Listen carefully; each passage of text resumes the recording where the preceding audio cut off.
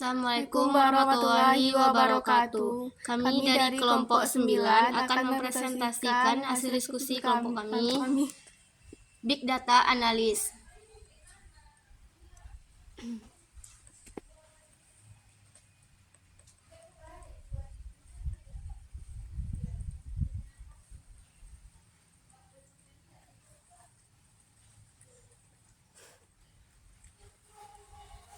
Pengertian Big Data dan beserta sejarah perkembangannya. Big Data adalah sekumpulan data yang begitu besar atau kompleks di mana tidak bisa ditangani lagi dengan sistem teknologi komputer konvensional biasa. Big Data sudah mengalami perkembangan dari berbagai era, di mana dimulai pada tahun 1926 sampai era sekarang ini, di mana Big Data itu berfungsi untuk tempat-tempat penyimpanan data, di mana data-data itu akan disimpan pada suatu tempat yang besar. Contohnya saja itu seperti Google.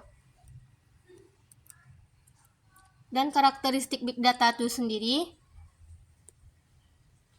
ada 5, yaitu velocity, kecepatan data. Peningkatan kecepatan data ini dibuat dan diproses, disimpan, dan dianalisis oleh hubungan database.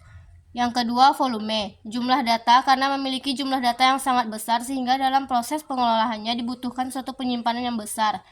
Yang ketiga, variety, keragaman data atau bentuk format data yang beragam, baik yang terstruktur maupun yang tidak terstruktur.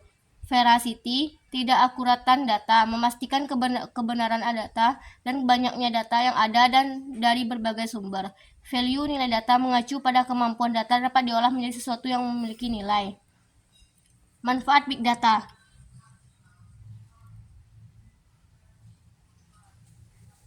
Yang pertama, setiap individu memproduksi konten atau tidak meningkatkan sidik jari digital yang berpotensial untuk digunakan untuk hal-hal baru seperti audiens targeting dan rekomendasi.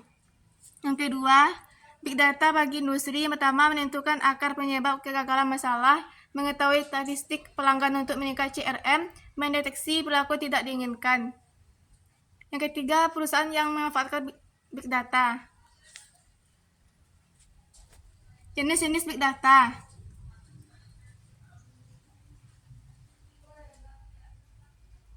Yang pertama, historian data. Data yang tersimpan dari waktu ke waktu untuk menggambarkan suatu perkembangan atau kecenderungan suatu kejadian, contohnya posting media sosial, korespondensi, email, catatan harian, dan persediaan. Yang kedua, data lake. Data lake fondasi utama yang dibutuhkan oleh alat analisis untuk proses analisisnya. Data lake adalah tempat penyimpanan utama dari Big Data yang dikumpulkan, contohnya layanan kesehatan, media streaming, IoT, digital supply chain, dan keuangan.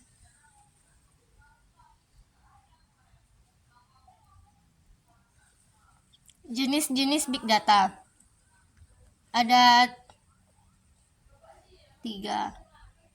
Yang pertama, data warehouse, berisi data gudang, di mana menjadi pusat besar untuk semua data historian organisasi yang disimpan, digunakan dalam proses pengambilan keputusan dalam bisnis.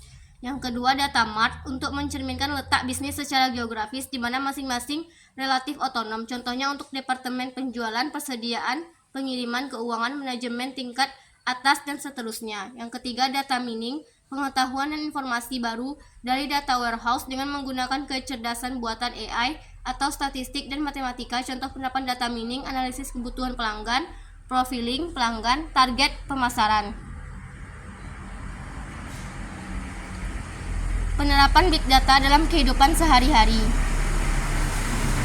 Yang pertama, untuk media dan hiburan, contohnya seperti aplikasi Netflix dan YouTube. Perubahan besar dengan banyak pengguna aktif, terdapat banyak aktivitas pengguna seperti video mana yang ditonton, kapan video ditonton, apa yang ditonton, dan sampai selesai, dan lain-lain. Yang kedua, data kesehatan. Contohnya saat pandemi virus corona 2019 mengumpulkan data statistik jumlah kasus di semua negara. 3. Data keuangan. Contohnya peringatan penipuan kartu kredit, dan serangkaian risiko informasi data. Yang ketiga, logistik. Contohnya biasanya digunakan untuk melacak barang secara real time, menyimpan barang yang akan dikirim, mengoptimalkan rute pengiriman, paket secara otomatis, dan untuk pemerintah, contohnya berkaitan dengan administrasi maupun sosial ekonomi. Ini merupakan contoh perbandingan. Dan ini contoh perbandingan data big data dan data yang ada pada jurnal. Dengan semakin banyaknya data di dunia maya, maka perlindungan privasi harus dilakukan agar dapat mengamankan data seseorang atau badan organisasi. Adapun hal yang perlu dilakukan untuk mengamankan data konsumen seperti menciptakan sistem perlindungan konsumen yang mengandung unsur keterbukaan akses dan informasi, melindungi dari praktik usaha yang menipu, memadukan penyelenggaraan, pengembangan dan pengaturan perlindungan konsumen, dan memberikan pemahaman tentang etika dalam teknologi informasi agar dapat melindungi diri dalam menyalahguna privasi.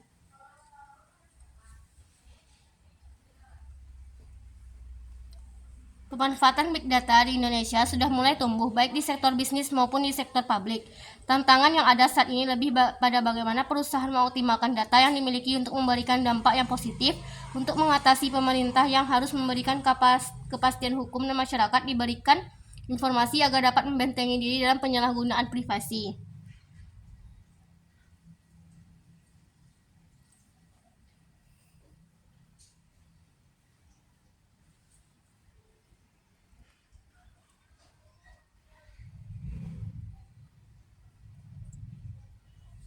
Kesimpulannya, big data merupakan segala himpunan data dalam jumlah yang sangat besar, rumit, bahkan terdiri dari data yang terstruktur maupun yang tidak terstruktur, sehingga sangat sulit ditangani jika hanya menggunakan komputer konvensional biasa atau aplikasi pengolah data tradisional belaka.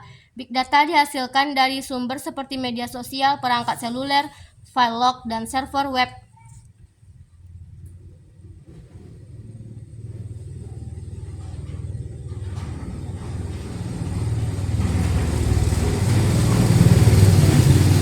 Baiklah, sekian presentasi dari kelompok 9. Terima kasih dan mohon maaf atas segala kekurangannya. Assalamualaikum warahmatullahi wabarakatuh.